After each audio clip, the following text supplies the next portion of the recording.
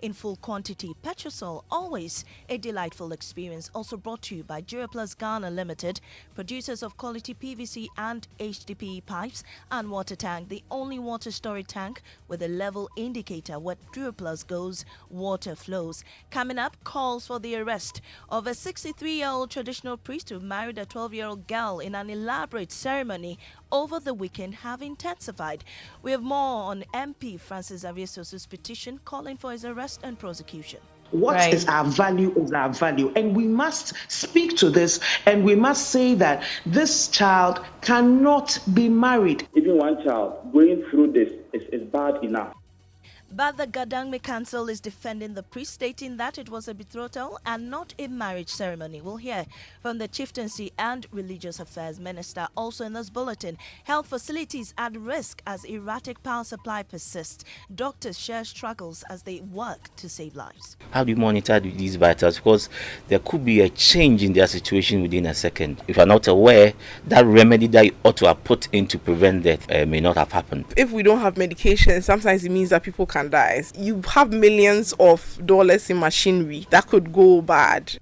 We'll also hear from the clergy joining calls for a timetable. Telling them if the way it is going, they better come out and tell us how we should use it, come out with a schedule. I think it's the flip-flopping that is the problem. We need stable power, reliable power, and a timetable to plan. We'll take you to Agbegloshi Market, where balancing the act between food and filth is unveiled in Hannah Odami's eye-opening report on filth exhibition. Because of the baller that I'm here, when I see somebody drop something like this, then I'll say, hey, pick it. What is that? Because we don't want any baller to come at the roadside. We'll hear from an environmentalist blaming the authorities for the filth in Accra. Accra is filthy. It's a beautiful place which could be cleaned. It's filthy because we're not prepared to put the systems in place. We have sports. Former FA President Kwesi Nyantakyi pledges to help revive Ghana football if elected Member of Parliament for the Ejisu constituency. And later, the Christian Council of Ghana demands clarity on the financial and economic implications for the country as they engage President Akufo-Addo on the status of the Human Sexual Rights and Family Values Bill. Some things that have been said by the Ministry of Finance and the concerns of government generally, that the international community will stop funding us, are real issues that must be looked at. But at the end of the day, the right thing must be done. And also, teacher unions have called off their 3-week-old strike. We have details for you. These are more coming up with me, Maame Esi Thompson. Please stay for details.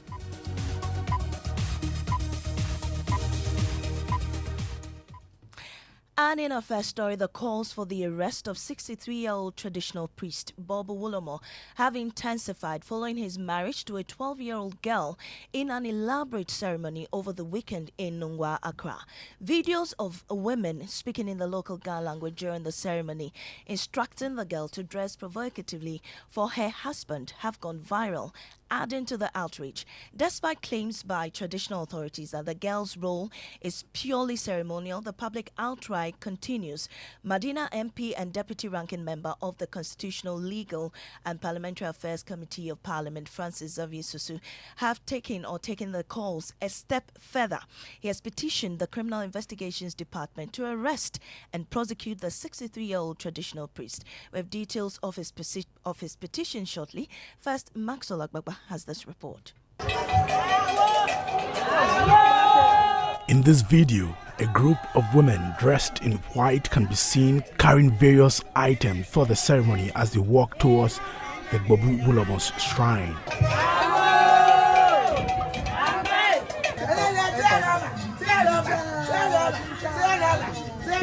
A voice can be heard shouting, "This is tear robber, this is tear robber," a term suggesting the 12-year-old is a virgin.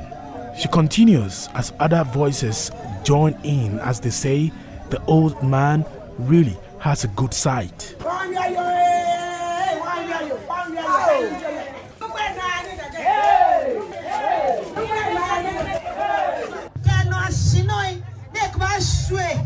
Scores of people, all wearing white, are seen seated for the main event. The MC lists the items brought to the girl. The MC is then heard saying the 63-year-old man loves to play romance and will be engaged in romance today, and that, quote, he will use the girl as a wonderful instrument for enjoyment.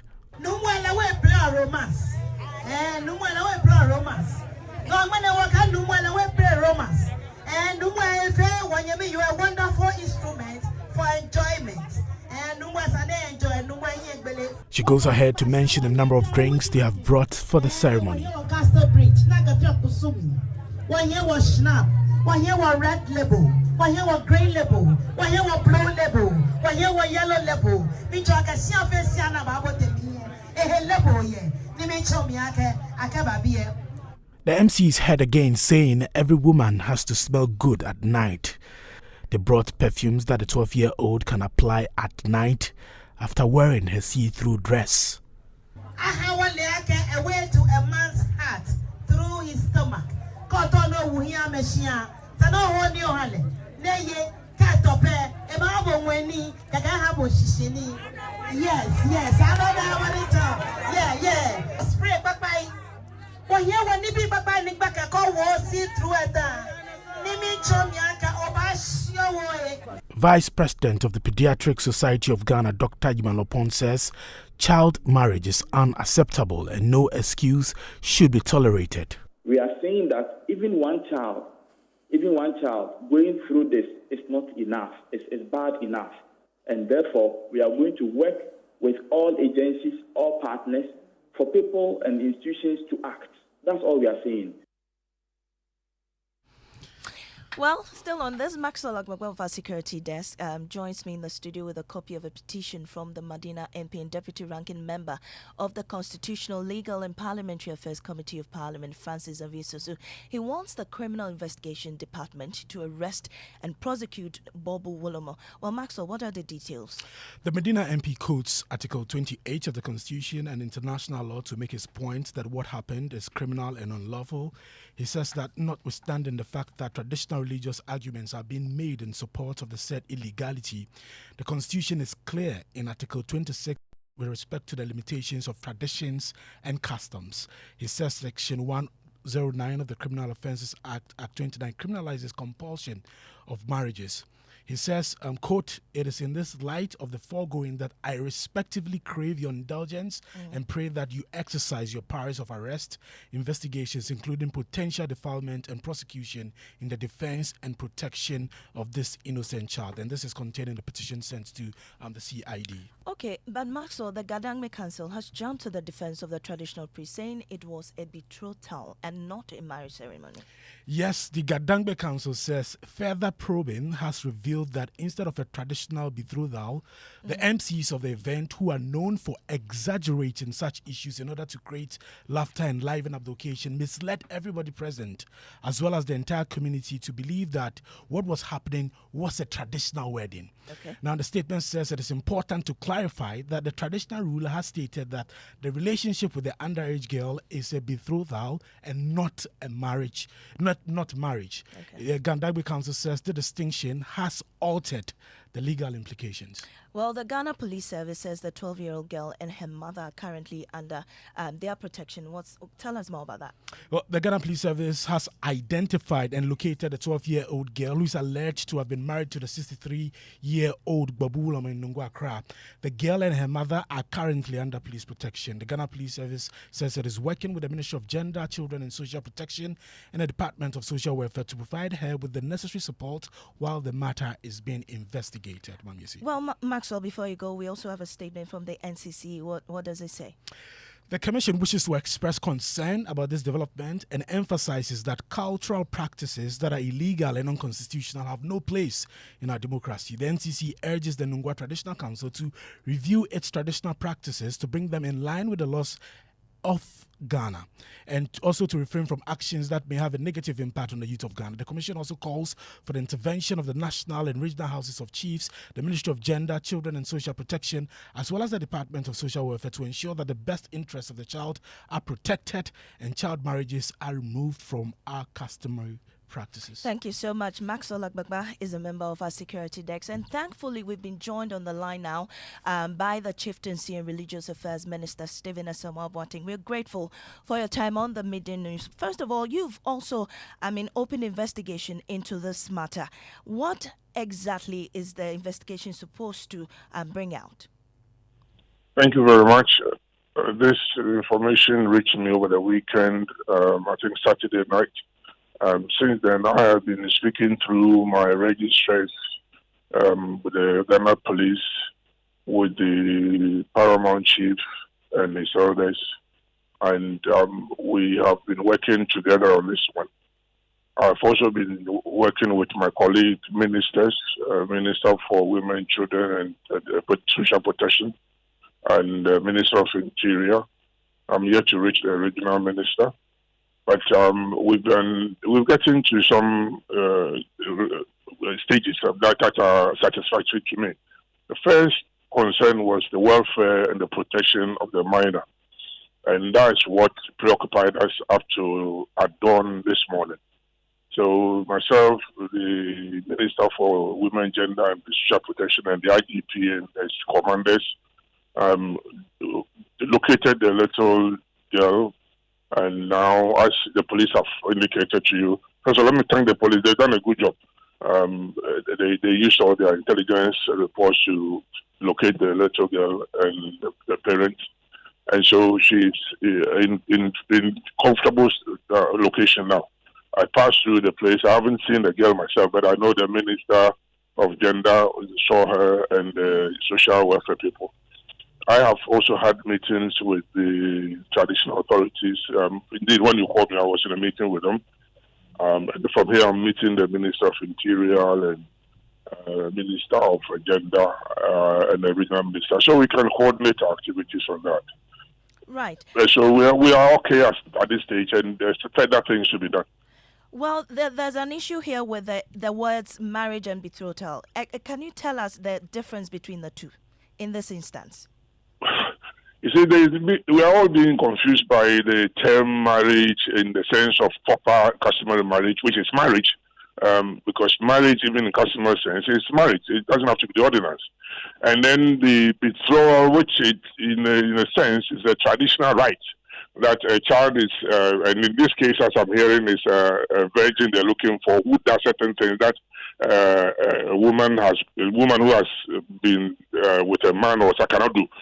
So there are two sides, but from the narrative and from the videos we've seen, it appears this was a marriage with the advice of the women, the elder women, the MC. So it isn't a betrothal where there's no contact, but just do some performance of rituals and go away.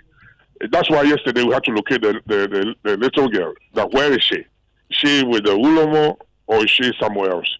And there are further things to do. I wouldn't want to go into the details now. We want to establish that there has not been a contact, and so that then if they are saying a betrothal, then we understand. But if there's been contact with the gentleman, then it goes beyond that. That is marriage, and which the law frowns. Right. If a tradition contradicts the statute, we're dealing with a statute. A modern republic, we have laws, and anyone who goes contrary to the law would be brought to book. Well, before you go, there have been calls for the arrest of this traditional priest. What do you make of these calls?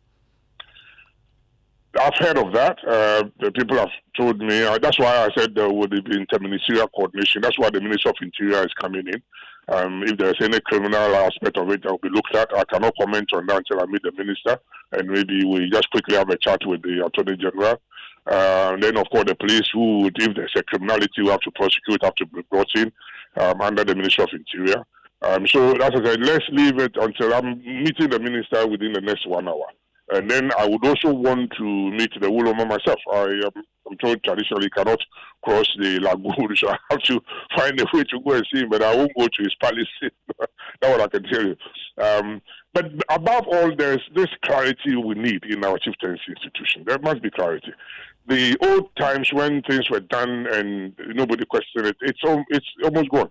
We are in modern society where things you do doesn't conform. We must bring you to understand that, look, you can't keep on doing the old things again. I mean, there were times when people were beheaded to accompany a chief to the grave. Right now, if you go and behead somebody, it's murder. We will arrest you. We're grateful for your time, and that was Chieftaincy and Religious Affairs Minister, Mr. Stephen Asamoah Boateng. And now, We can now hear from former Gender, Children and Social Protection Minister Nana Oye-Bampoado, who says the ceremony was unlawful and a crime.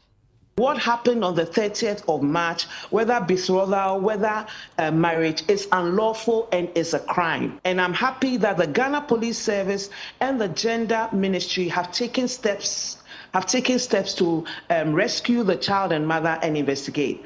But then we have more issues and questions. Can you imagine what the family, the immediate family, are going through? I come from Nungwa also.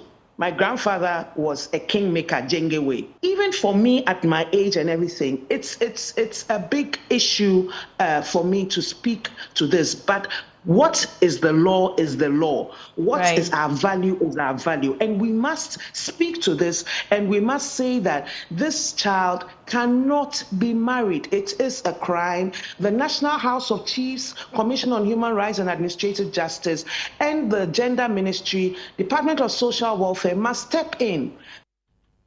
Nana Oye-Bampoado is former Gender, Children and Social Protection Minister. Away from that, as the erratic power supply persists, the lives of many hang dangerously in the balance in health facilities with no solution in sight. Doctors and medical personnel are grappling with the dire consequences of providing care in an environment continuously plagued by frequent blackouts. The Energy Ministry insists it isn't doom so. The ECG has refused to release a schedule for outages despite a directive from the regulator, the PURC. But while the ECG and other power players continue to dilly-dally, health professionals are at their wits' ends hoping for stability. Professor Dr. Ernest York is an endocrinologist and the vice president of the Ghana Medical Association. He spoke on the Super Morning Show. What is happening now is really having a toll on what we do.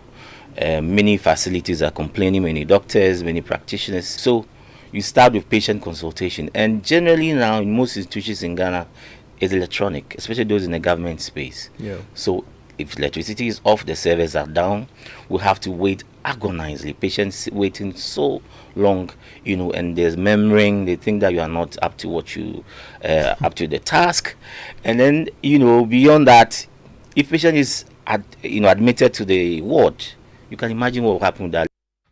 Well, the Pharmaceutical Society is also reeling from the power situation. Executive Secretary of the Pharmaceutical Society of Ghana, Dr. Lucia Adai, indicates not only are several drugs destroyed in the process, but the society is losing millions of dollars in equipment breakdown. If we don't have medication, sometimes it means that people can die. You have millions of dollars in machinery that could go bad, and you have to fix them and all of that. I mean, that's just monetary. But when people don't have access to medicines, there are people that are going to be sick for a longer period of time, people that won't get their medication, that could cause anxiety. The honest truth is that if there's a lot of pressure on the companies, we would have to let people go home. We have to cut down on production. We would have to find alternative ways of making power available. But if the cost is too much, companies would have to close. And we don't want that. Dr. Lucia Adai is a member of the Pharmaceutical Manufacturers Association of Ghana. In a related development, authorities at the Komfo-Anokye Teaching Hospital are frustrated about the locked-up consignments for the renovation of old blocks to enhance healthcare delivery in the Ashanti region under the Asante-Hene 25th Legacy Project. The goods made up of tiles are currently under demurrage as a result of delay in payment due to the cost involved. Attempts by the facility to get government to provide a waiver have also not received the necessary attention. Speaking on the Super Morning Show, chairman of the Hill Komfo-Anokye project, Dr. Samuel Idubuachi, appealed for immediate intervention to clear the goods. The completion of the project is not only the tiles that is going to delay. We are bringing in electrical, we are bringing in plumbing materials and other things also to go through this. It is our wish that we could have been able to complete at least 3 floors to as it were, for His Majesty to commission as part of his anniversary celebration. Now, you're about a week into the incurring of demurrage, am I right? Yes, please. This thing is costing you money. You said it's costing about, how much per day? It's about $150 per day for a container. Wow. Let's move to the market now, where you'll find cheap prices for food items. However, the storage stalls and selling tables of these food items sometimes compete with the filth made in the trading areas. In today's filth exhibition series, Hannah Odame visited the Agbebulushi market and filed this report. Choked gutters litter in between stalls and overflowing rubbish bins characterize one of the busiest markets in the country, Agbebulushi. For yam seller Peter Akundaya, all traders contribute to the enormous filth generated in the market. First, people used to give excuses that when the waste collectors come and then maybe they put the rubbish in a dustbin, the prices they collect is too high. So now everybody could do it individually. You sweep your portion. That one, when the person come, you charge 2 cedis, 3 cedis. Then you know you can pay. We think maybe the government should pay those who are responsible for cleaning the environment. They should pay them well. Acknowledging that the filth generated in the market can be better managed, Queen Mother of the market, Mabel Adadevo, tells Joy News a punishment regime has been instituted to be meted out to those who flout regulations on efforts to make the market filth-free.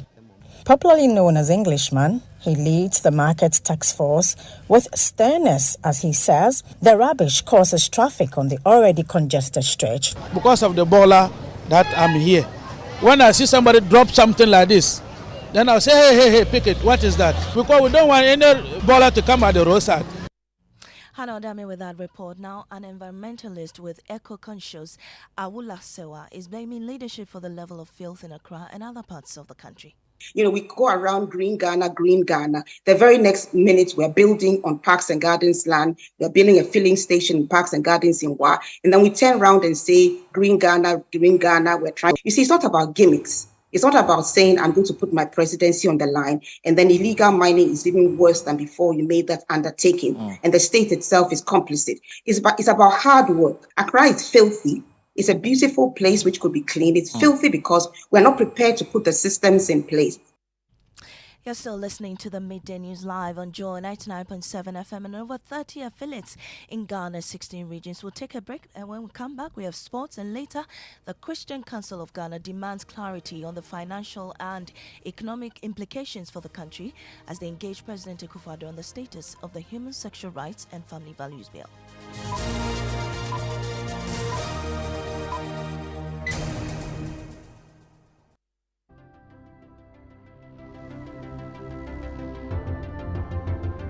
When budgets are tight and money difficult to come by, you want to be sure you get the best value for your money. These are not times to be spending money fixing expensive engine problems because of cheap fuel and lubricants. Drive to a petrol source station today and buy your quality fuel and lubricants, and rest assured of fuel that lasts long and lubricants that prevent expensive engine problems. Hear the sound. Petrosol, clean fuel in full quantity.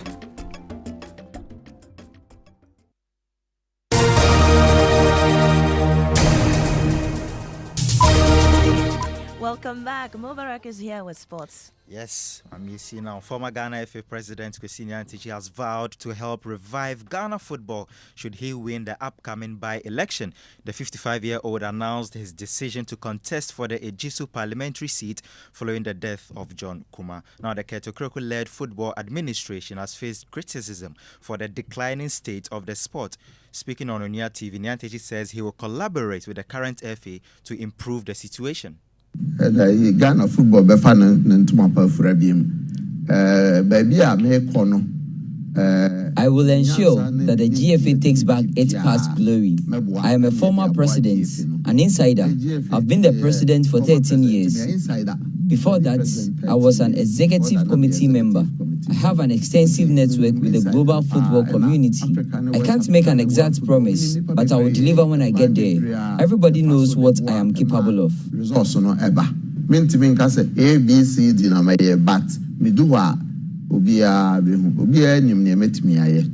Well, there you go. That's former Ghana FA President Kwesi Nyantakyi. Thank you, Mubarak. Now the Christian Council of Ghana is demanding clarity on the financial and economic implications for the country following the passage of the Human Sexual Rights and Family Values Bill passed by Parliament. According to the Finance Ministry, the country will lose almost $4 billion in international funding and urged President Akufo-Addo not to assent to the bill. But to sign or not to sign depends on the outcome of a case before the Supreme Court. General Secretary of the Christian Council, Reverend Dr. Cyril Fayose, tells my colleague Elton Brobe the meeting with the president will inform their next line of action. The Christian Council of Ghana, the Catholic Bishops' Conference, the Ghana Pentecostal and Charismatic Council are all putting their heads together as to how best to bring finality to this whole issue, the proper human sexual rights bill. And we are doing some shuttle diplomacy behind the scenes, but eventually a delegation will go to the presidency and spell out the position of the churches on the matter. Well, to education now, the three pre-tertiary teacher unions have this afternoon called off their strike, citing an injunction secured by the National Labour Commission against their action. The three unions and the coalition of concerned teachers laid down their tools 3 weeks ago, citing the need for improved working conditions. Ken Ali Awudu is the spokesperson for the unions. We met the government side. The government side insisted if we do not call off the strike, they aren't going to continue with negotiations. We informed them that we have a procedure through which we must go through to be able to call off the strike. The meeting ended abruptly. Then the next day, Thursday last week, we heard that the Labour Commission is going for an injunction. Well, NAGRAT President Angel Kabonu, however, described the NLC's decision to go to court without notice of the union as an action in bad faith. And we call on the leadership or the management of Ghana Education Service, Ministry of Education, Ministry of Labour, and also Fair Wages and Salaries Commission to commence negotiations immediately. And not only commence negotiation, but will be seen to work in such a manner that negotiations will end in the interests of the Ghanaian teachers. Any act that goes to court without the other partner is an act in bad faith. Angel Kabonu is NAGRAT president. Now, after all the religious activities, all roads led to the Kumasi Ratri Park on Easter Monday for the 2024 Love FM Easter Family Party in the park. With all the fun-filled activities, the park saw scores of family units bonding and making merry while celebrating the death and resurrection of Christ. Thousands of patrons trooped to the park where fettered to super thrilling activities as they joined the fun. Nana Bachi Adam has more. So the Kumasi Ratri Park is definitely where you have to be every Easter Monday, just because it is the Easter edition of the Love FM Family Party in the park. This year's edition has been amazing, with a number of patrons moving into the Kumasi Ratri Park to have fun. From the adults corner to the swimming pool to where we have the games for the kids. We got interactive with some patrons who came in to the Kumasi Ratri Park, and this is what they had to say. I came with my kids, that's the family, and I think they are now okay, they are enjoying themselves. You know, usually with work we don't even get time to take them out, so if we get opportunity like this, we bring them out so that they can also have fun. Max and Jackie are here. What's the latest? Nungwa is trending. Yeah. Yeah, because of our top story. Yeah, indeed. There are comments here. This one here from Jude Duncan. He says, reading former Attorney General Ni Aikotu's letter on the Nungwa child marriage was hard. How do you misinterpret the Constitution so badly at that level? And that's the argument that was being made, that it was a betrothal and not a marriage. Not a marriage. This one here says, Yawan Sasari. He says, hey, this 12-year-old girl in Mata, it is funny in some way. So in the Teshinungwa area, no virgins except this girl. It is alarming. If you people are saying she's too young, look for virgins only. Virgins are in short supply. Someone makes comments under that suggesting that there are no virgins on land, but they can only be found in the air as flights Virgin Atlantic, and he continues on and on. Well, Sam George is also trending, and you know Sam George is one of the sponsors of the anti-gay bill, and netizens are calling on him on social media to add his voice on the same issue. So this user, Nana Majiman, says that, has anyone seen statements from Sam George, the hateful aides, and the allies from the religious communities condemning and calling for the prosecution of the 63-year-old chief who married a child? Is this practice one of the family values they seek? But then this user also says that very soon you'll be calling on Sam George when the Accra floods. So basically, people have been sharing their opinions on this very same issue. Thank you so much, Max and Jackie, bringing us to the end of the bulletin. There's more news on myjoyonline.com. I am Maame Esi Thompson. Living Word is up next with Pastor Mensa Otabil.